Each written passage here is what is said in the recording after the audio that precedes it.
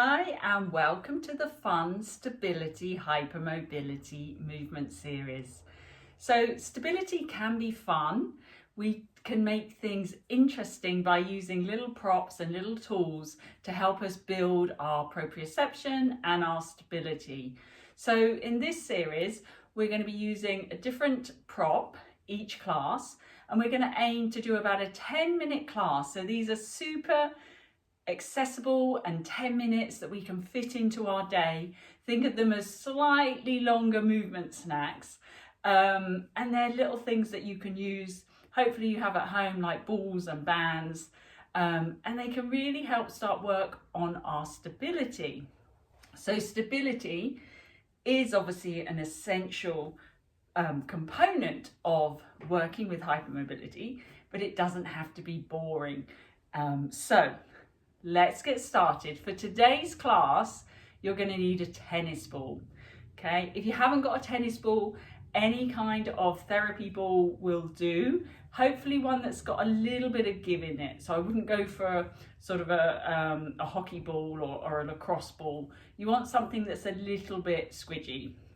And what I'm going to do is share my 5 top movement snacks using a different prop each class. Okay, so I hope you find that fun and interesting, and maybe give you some new ideas on how to revitalize your stability training. So as always, if anything doesn't feel right to you, you don't want to do it, please don't do it. Look after yourselves. None of this should hurt. Okay, so with our little tennis ball, we're going to start with our upper body. So this can be a great, I've got a whole class in the Zebra Club actually using a tennis ball to build our wrist stability and elbow stability and also shoulder stability.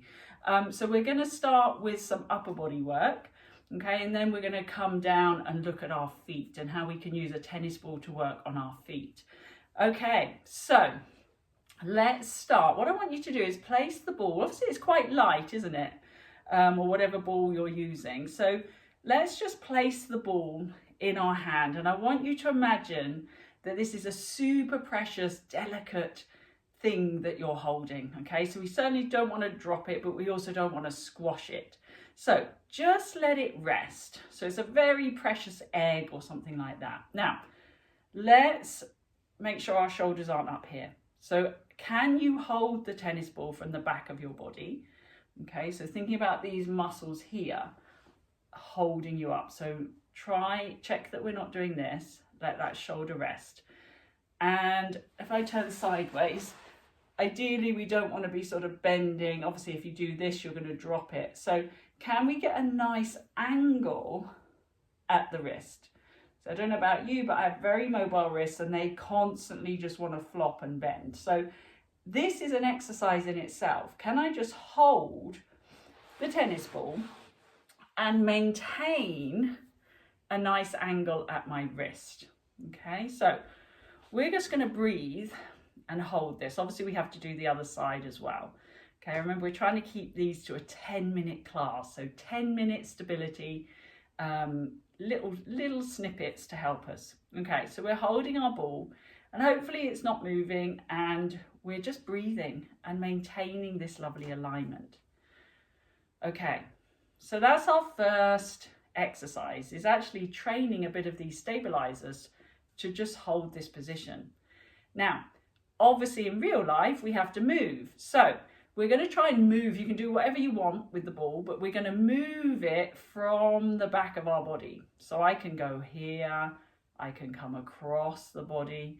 Now, while I'm doing this, so if I turn sideways, you can just see, I'm trying to move from the back of my body. So I'm not doing this. I'm not just throwing the ball around, because I'm going to lose stability if I do that. So slow, controlled, aware movement of the tennis ball. Hopefully still maintaining some kind of alignment through here. So whatever you want to do with it, can you maintain that alignment? Okay, and then just put the ball down, maybe just interlace your fingers, do a little bit of a movement to mobilize the wrist after that slowly, and then we'll do the other side. So again, might feel totally different. I know mine does. Okay, so again, can we just breathe and hold? So we've got 2 exercises there. 1, and of course these are great because you can do these seated. Yeah, you can do these in bed. You can do this sitting on a dining chair. You don't have to, you know, stand to do any of this. Okay, so I'm just breathing and holding, noticing what my wrists are doing, you know, keeping it fairly soft. And then I'm going to try and move it, maintaining control, awareness, softness. So, you know, make sure we're not moving from here. Now, can you see how my shoulders come right up to my ear?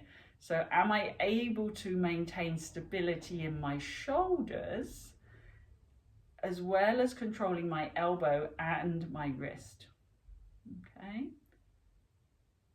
So nice little way to start working on some essential wrist stability. And then just put that down. Let's just move the wrist again. Okay, lovely. So we've done a little bit of wrist, elbow, shoulder. Let's look at our fingers. So I get a lot of questions about hypermobile fingers and pain, and obviously we've got things like ring splints we can use to support those joints, which are brilliant. Now, have the ball back in your first arm, or hand rather, that you used.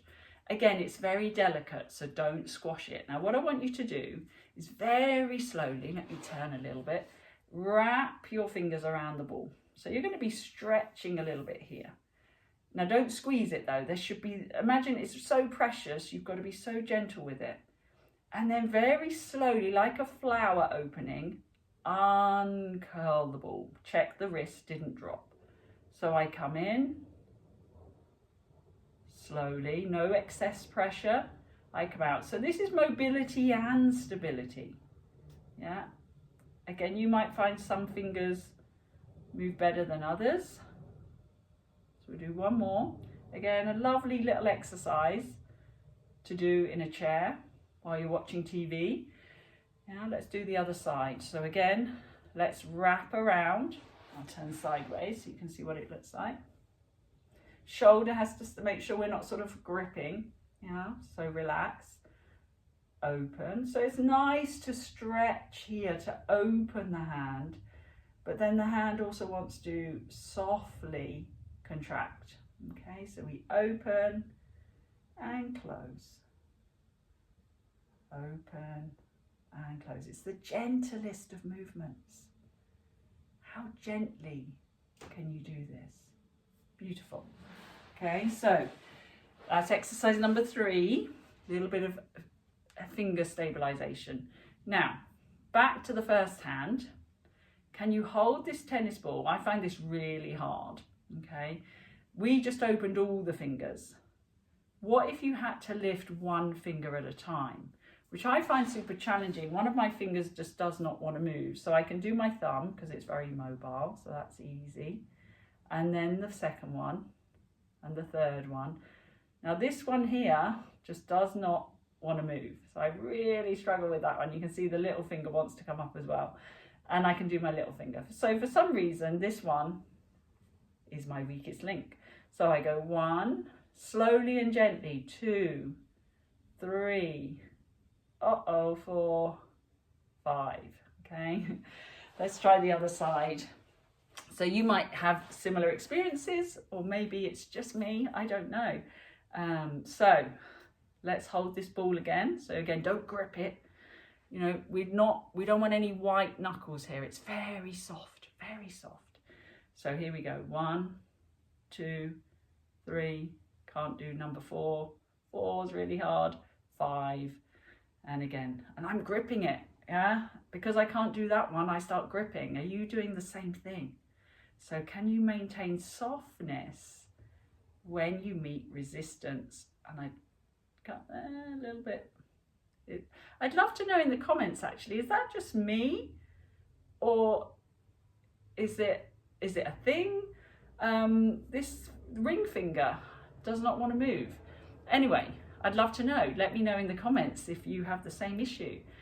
So We've done some fingers, we've done some wrists, we've done some elbows, we've done some shoulders. We're going to come and stand now, so you'll only be able to see my bottom half. Fantastic things you can do for the feet with a tennis ball. Here's another little exercise actually, just throwing it. Proprioception, light touch, just doing this. Yeah, really good for control and just, yeah, getting a bit of response into the hands, dynamic, quite nice. So again, nice and simple. Make it smaller, lovely, really nice. Okay, if you're able to, if you're not, you can do this seated as well. But if you're able to, come up. If you need to hold on to something, that's fine too. So I've got my banister here. Now, if I do this on my mat, it's going to be much harder, okay, because it's squidgy. So I'll just move the mat a little bit. Pop your ball in between your ankle joints, so just below that bony part of your ankle. So you can do this sitting down, and I'm gonna hold on just because I'm on a squidgy mat. But if you can build up to not holding on, obviously even better. So we're going to do our heel raises, but I'm now working on my ankle stability as well and control as I try and lift the ball off the floor. It is wobbly on a mat, and then slowly back down. So it's super important to go slow on the way down as well, if you can, to build that control against gravity. So again, I can do this sitting in a chair, feet on the ground, lifting and lowering my heels, and up. That's it. Try not to lock those knees, try not to arch the back as you go up. Try and maintain this nice long spine. Whoop. Definitely wobbly on a mat. Okay, so we've done our heel raises. Just do a couple of ankle circles. Final thing, place the ball under the ball of your foot. The softer the ball, the better here, really. If it's too hard, again, if you've got a hockey ball or something, this won't work for this one. Very gently, without using brute force, can you just press the foot into the ball and then release it? So I'm actually building stability in the front foot. So I'm not doing this because that's easy, right? And I'm just squashing the ball and I'm using my body weight. What we're trying to do is stabilize the foot. So just gentle pressing up and down. That's it. Move over, try the other side. So gentle. Again, might feel different. Definitely harder for me on my left side. Make sure those knees aren't locking. Again, you could do this sitting down. Excellent. And then just stand, give your toes a little bit of a wiggle. Let them click like mine just did. Great. So I think that was 6 exercises. So 6 things you can do with a tennis ball to work on your stability in various parts of the body. So I hope it was fun. I hope it was stable. Let me know in the comments below. And if you've got any other ideas with the tennis ball as well that you use for stability, let me know as well. So thank you for watching. Tune in again for another fun stability hypermobility class.